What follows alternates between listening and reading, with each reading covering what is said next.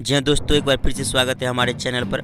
और आज बात करेंगे, आप हेडलाइन देख करके आपकी समझ में नहीं आया होगा कि ये कैसा मामला है कि नेपाल सरकार ने दिया धोखा तो बिहार सरकार मुआवजा दो।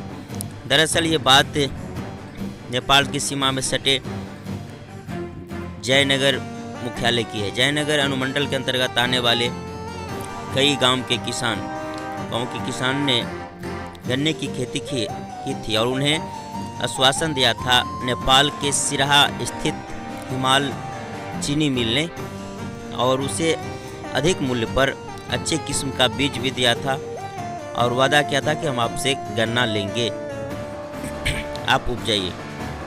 लेकिन जब कटने का समय आया तो उन्होंने लेने से मना कर दिया और उनका कहना है कि नेपाल के गृह मंत्रालय का ऑर्डर है कि भारत में गन्ना नहीं लेना है। इस बात पर यहाँ के किसान ने उसे फिर से सिराहा के सीडीओ कार्यालय में आवेदन दिया कि आप अनुरोध कीजिए कि इस पर पुनर्विचार किया जाए। लेकिन नेपाल सरकार ने पुनर्विचार करके फिर से मना कर दिया कि हम ये गन्ना नहीं लेंगे। इस पर आक्रोशित होकर के यहाँ के किसान ने पहले जयनगर अनुमंडल कार्यालय पर आंशिक रूप से धरना दिया। बाद में सभी प्रशासन को खबर करके आपको मालूम होगा कि जयनगर का कमला पुल, जो भारत नेपाल की तरफ जाने वाले सिराहा मार्ग की तरफ जाने वाले जोड़ने का एक रास्ता है, साथ ही ये रास्ता तेनवाही लोखा लदनिया को जोड़ने वाली भी भारत के पूर्व क्षेत्र को भी जोड़ने वाले एकमात्र रास्ता है। उसे दिन भर ही नहीं, सुबह 8 बजे से रात्रि तक अनिश्चितकालीन जाम करके बैठ गए हैं। इसमें विभिन्न प्रकार के नारे हैं कि नेपाल सरकार मुर्दाबाद, साथ में बिहार सरकार को भी लपेटते हैं, क्योंकि आपको मैं बता दूं कि कमी बिहार सरकार की भी है कि इस कहाँ का जो स्थानीय जो भी चीनी मिल है, सकरी लोहट जो भी है, सभी बंद पड़े हैं 20 सालों से। इस पर बिहार सरकार कोई ध्यान नहीं देते हैं, तो यहाँ किसान क्या करे।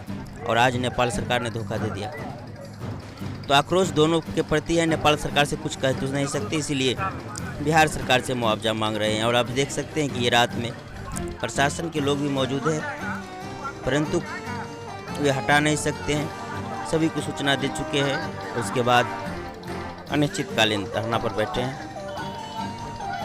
वैसे प्रशासन के लोग अपने तरफ से वार्ता करने में लगे हुए हैं, आप देख सकते हैं।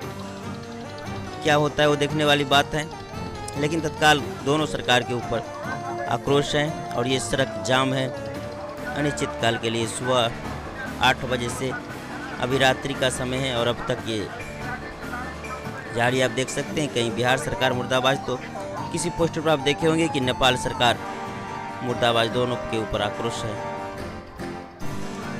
वैसे ये आंदोलन सिर्फ किसानों का नहीं रहा, इसमें इलेक्शन का समय है तो राजनीतिकरण भी हुआ। विभिन्न पार्टी के लोग भी अपनी अपनी बीच में आए और अपने अपने वक्तव्य दिए। एक पार्टी दूसरे पार्टी के विरोध में राजनीतिकरण भी हुआ, जिसे आप पिछले पिक्चर में देख चुके हैं। तो इस तरह से ये अनिश्चितकालीन हड़ताल जारी है नेपाल सरकार और बिहार सरकार के बीच में। ये गजब का कहानी है कि आप नेपाल सरकार ने दिया धोखा और बिहार सरकार मुआवजा दो। आखिर इसमें गलती किसकी है, सोचने वाली बात है।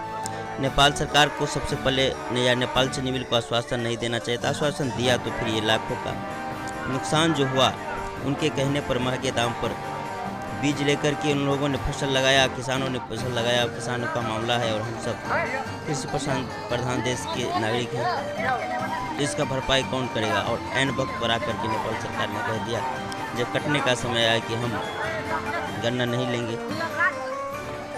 तो इसमें नुकसान कौन भरेगा। इधर बिहार सरकार से मुआवजे की मांग की जा रही है, वार्ता चल भी रही है। देखने वाली बात है कि बिहार सरकार कहां तक इसकी किसानों के मुआवजा का भरपाई करते हैं या कोई रास्ता निकालते हैं। वैसे ये अनिश्चितकालीन जाम है, आप देख सकते हैं प्रशासन के लोग भी हैं, लेकिन ये लोग जाम नहीं हटा सकते हैं, क्योंकि ये मामला उच्च स्तरीय व अंतर्राष्ट्रीय लेवल का हो गया है। 2 देशों का मामला है, इस पर तत्काल बिहार सरकार संज्ञान ले। केंद्र सरकार तो बहरहाल कुछ नहीं कर सकते, अभी बिहार सरकार को ही संज्ञान लेना पड़ेगा कि क्या किया जाए ऐसी परिस्थिति में। या तो इसका कोई वैकल्पिक व्यवस्था किया जाए। यहाँ अगर बिहार के नज़दीक में कोई चीनी मिल प्रारंभ कर दिया जाए तो यहाँ के जयनगर में भी राटन लगा करके यहाँ से गन्ने की खरीदारी हो सकती है। इस तरह की व्यवस्था करनी चाहिए मिथिलांचल एवं सीमांचल के वासियों के लिए। तो इस तरह के और विभिन्न खबर लेकर के हम आप लोगों के बीच आते रहते हैं। अभी के लिए बस इतना ही। जय हिंद।